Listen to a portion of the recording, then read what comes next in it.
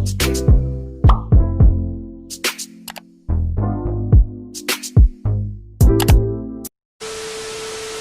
it do, dear crew? Hey guys, welcome back to my channel. How are you guys doing? If you're not a part of the dear crew, then what you doing? No, like seriously, what you doing? Why haven't you subscribed yet? Yeah. Anyways, go ahead and subscribe and smack the notification bell while you at it, and let's get right into the video. Now, if you guys are a small channel, or if you are a person who is thinking about making a YouTube channel but haven't done it yet, then this is a video for you. As you guys can see from the title of this video, I will be giving you guys 6 mistakes that I made when I first started my YouTube channel. And disclaimer, I am a small YouTuber, so I feel like I am in you guys' shoes, so this advice should be helpful and relevant to you. Now, if you want to avoid these mistakes when starting your YouTube channel, then stick around to the end so you won't miss anything that I say in this video. So I have a list right here and some notes so that I won't mess up or anything. So the first mistake that I made is that I use copyrighted music. Now, when I first started my YouTube channel, I think I did know a little something about copyright, but I didn't pay attention to it enough to know how to avoid it. But I do know now. So there are ways to avoid copyrighted music. You can, well, first off, if you don't know what a copyright claim is, then I'll insert it on the screen, the definition for you. But if you use copyrighted music, then YouTube will give your video a copyright claim, though it does not affect your channel in that it is different from a copyright strike. You can look up the difference. YouTube lets you know what the difference is, and if you're not monetized, it also does not affect your channel. 2 ways that you can avoid copyrighted music. When I first started my YouTube channel, I was like, oh, let me use my favorite song for my intro and my outro.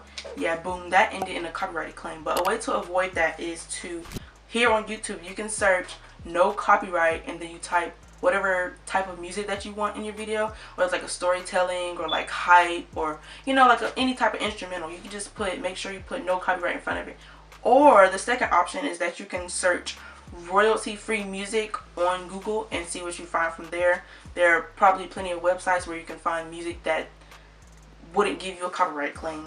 The second mistake is that I didn't make a YouTube trailer. Now, there are a couple of YouTubers, big YouTubers at that, who do not have channel trailers, but I feel like it is a thing that you should do even if you are a small YouTuber.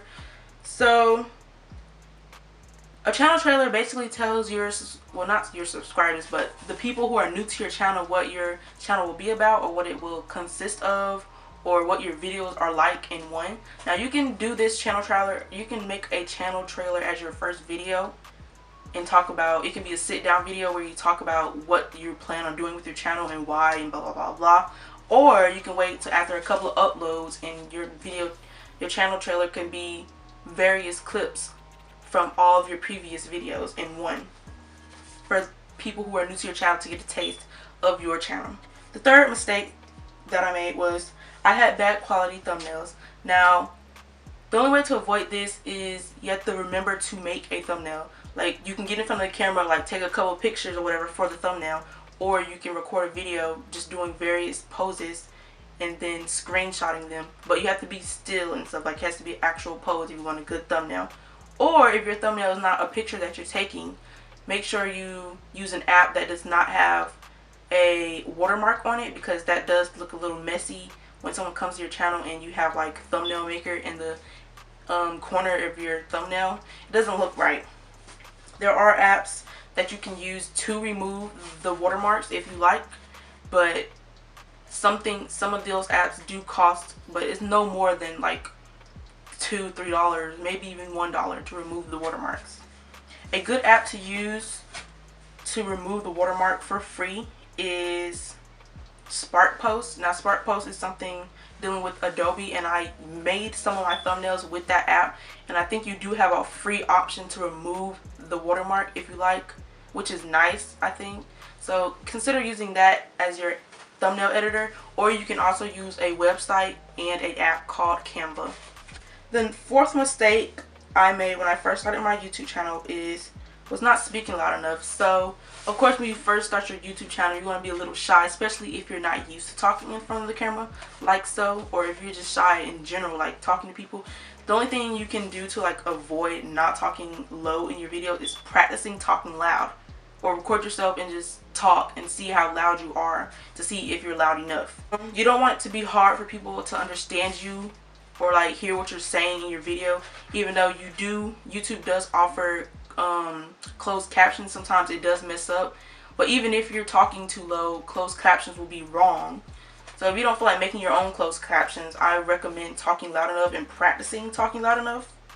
And there are some editing apps where unfortunately, if you are talking too low, there are some apps that you can use to turn up the volume that will make it seem like you're louder, but not all editing apps offer that. So what I use is KineMaster. So when I do talk too low, or if the audio in my video is too low, I just turn it up from 100 to 200, so it kind of like doubles the volume a little so you can hear it better.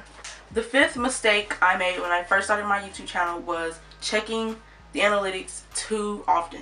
And when I say analytics, I mean like the views and the watch time and how long people stay on your videos, things like that. And an app that you can use for that is called YouTube Studio, which I recommend. That's the app that I use, and it tells me everything about my video. So this is going to happen. When you first start your YouTube channel, you're going to be really excited, really happy, like, yes, I can't wait to start my channel, and you can't wait to get your views or whatever. But let me tell you right now, if you're joining YouTube to get money, it's not going to happen like that. It's not going to happen that quickly. So I feel like everyone is not going to blow up in one day or a week like, you know, some other people have done. But you just have to be patient. So if you want to start a YouTube channel, you have to be ready. Like, you have to be able to deal with not getting instant support, you know. You may become discouraged if you constantly check your views and analytics. Say for instance, you're expecting like 200 views on this video because you worked so hard on it and you think people are going to love it, but when you keep checking your analytics, it's like going really slow. Like the first time you check it, it's like 5 views. Second time you check it, it's like 7 views, and then so on. It's just gonna discourage you. You're gonna be like, man, well, I'm not really getting views that quick, so I might want to quit. But you cannot have that mindset when you start YouTube. So just try to not check your analytics and your views very often. I would suggest checking it like maybe twice a week or even once a week, if that. Last but not least, but the sixth mistake that I made when I started my YouTube channel was I was telling my subscribers too much too soon. Now what I mean by this is that when you first start your YouTube channel and you're a small channel, you don't have that many subscribers or supporters yet, or if you do have, you know, that many supporters, if you have like, say for instance you have 50 or 100 subscribers, most of those subscribers are usually like family members or all your close friends or something. So you don't want to hop on YouTube and do a Q&A or a life update, because the people who will be watching are people who probably knows about the things that you're talking about in your video. So I feel that you should wait until you get like a big fan base, or not even just big, but if you get over 100 subscribers, then that's when I think you should start making videos where you talk about your life, or like Q&As and stuff like that, and telling your YouTubers, when you're telling your YouTubers personal things, I feel like you should keep your personal life discreet until you have a big fan base, until people start asking you about it. Like phones, like, oh, what's this, what did you do when this happened, like stuff like that. When people ask about your personal life is when you should get on YouTube and start talking about it. I feel like you shouldn't start talking about it too soon, because that's one mistake. I feel like that's like the biggest mistake that I made when I first started my YouTube channel. The kind of videos I was making were videos that people with big fan bases make, and of course I'm not going to receive the same like support and views as them because I don't have that fan base that they have. So it didn't really make sense for a small YouTuber like me to do a Q&A if people are not asking like about my life, you know. So hopefully these 6 things that I told you guys to avoid helped you in some way or form. Hopefully you took note of what I was saying. I do feel like some of these things that I said are appropriate, are good tips for you guys. So if you guys would like for me to go in detail or in depth about one of these mistakes that I was talking about in this video, you can leave a request and let me know, and I will make a video talking more about one of these mistakes. I do think that everything that I mentioned in this video is relevant and important for you if you are a small YouTuber or someone who's thinking about starting a YouTube channel. Hopefully you guys enjoyed this video. Thanks for watching. Go ahead and leave a like, go ahead and leave a comment, and go ahead and subscribe and share this video with somebody who you think might start a YouTube channel. Bye.